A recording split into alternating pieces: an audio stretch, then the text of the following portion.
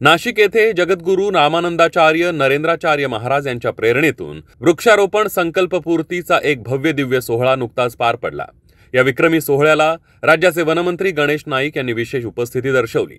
जगद्गुरू रामानंदाचार्य नरेंद्राचार्य दक्षिणपीठ नाणीजधाम यांच्या वतीनं आयोजित या मोहिमेअंतर्गत 2 ऑक्टोबर ते 31 ऑक्टोबर 2025 या अवघ्या 30 दिवसांच्या कालावधीत तब्बल 1,11,424 झाडं लावण्याचा महासंकल्प यशस्वीपणे पूर्ण करण्यात आला। हजारो भाविकांनी आणि स्वयंसेवकांनी यामध्ये सक्रिय सहभाग घेतला, ज्यामुळे ही मोहीम खऱ्या अर्थाने लोकचळवळ ठरली आणि या विक्रमातून पर्यावरण संवर्धनाचा अत्यंत महत्त्वाचा संदेश समाजाला पोहोचला आहे। वृक्षारोपण संकल्पपूर्ती सोहळ्याप्रसंगी वनमंत्री गणेश नाईक यांच्या हस्ते आणि जगद्गुरू रामानंदाचार्य नरेंद्राचार्य महाराज यांच्या प्रमुख उपस्थितीमध्ये या विक्रमी कार्यात सर्वाधिक योगदान देणाऱ्या अनुयायांचा गौरवपूर्ण सन्मान करण्यात आला। या प्रसंगी वनमंत्री गणेश नाईक व जगद्गुरू रामानंदाचार्य नरेंद्राचार्य महाराज यांनी आपली प्रतिक्रिया व्यक्त केली। एकूण 30 दिवसाचा कार्यक्रम आहे। 1,11,424 झाडांची वृक्षरोपण जगद्गुरू रामानंदाचार्य नरेंद्राचार्य महाराज यांच्या प्रेरणेने सुरू झाले। मगाशी मी म्हटल्याप्रमाणे जगामध्ये इतकी उष्णता वाढणार की भविष्यकाळात उष्माघाताने जगातली संख्या असते घटत जाणार। त्या अनुषंगाने हा जो उपक्रम आहे या भविष्यकाळच्या होणाऱ्या संकटाला मात करणारा हा प्रवास सुरू आहे आणि नरेंद्राचार्य महाराजांच्या माध्यमातून ज्या विविध कार्य चाललेलं आहे ते आता आपण चित्रपटातून बघितलं।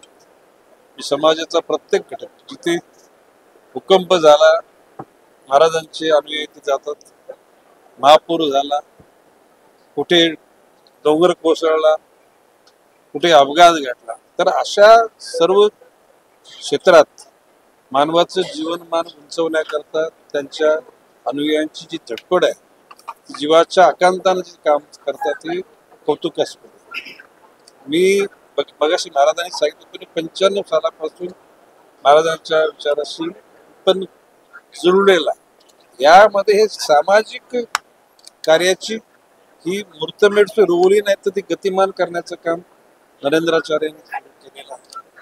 आदरणीय पंतप्रधान नरेंद्र मोदीजींनी एक पेड माँ के नाम हा जो उपक्रम राबवला तोच आम्ही पुढे घेऊन गेलो आणि आम्ही आमच्या माध्यमातून एक कॅमेरा पाठवला लोकांना लिंकच्या माध्यमातून आणि त्यांनी 2 फोटो काढायचे, एक झाड लावतानाचा फोटो काढायचा आणि दुसरा झाड लावून झाल्यानंतर फोटो काढायचा। दोन्ही फोटोंवर लॅटलॉंग येतोय, वेळ येते, त्यानंतर तारीख येते आणि लोकेशन येतं। हे दोन्ही फोटो आमच्याकडे आहेत। जे आज वेबसाईटवर टाकलेले फोटो जे आहेत ते झाड लावतानाचे आहेत, पण नुसत्या झाडाचा फोटो सुद्धा आहे आणि माझ्याबरोबर 400 IT इंजिनियर सेवा करतात। पुढच्या वर्षी ज्यांनी झाडं लावलेत या वर्षी त्यांचे पुन्हा अशाच प्रकारे आदरणीय मंत्री महोदयांना बोलून सन्मान करणार आणि लोकांमध्ये ती एक प्रवृत्ती वाढवणार की आपण नुसतं झाड लावून आरंभशूर नाही झालं पाहिजे, झाड वाचलं पाहिजे ना।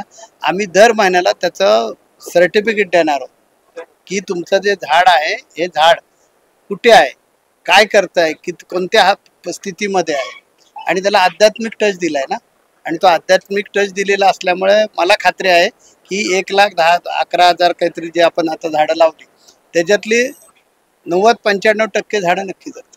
काही परिस्थितीमुळे मरू शकतात कारण तिथली जमीन वगैरे ह्या सगळ्या गोष्टींमुळे, पण नक्कीच हे होणार आणि आम्ही दर महिन्याला त्याला एक सर्टिफिकेट पाठवून देणार।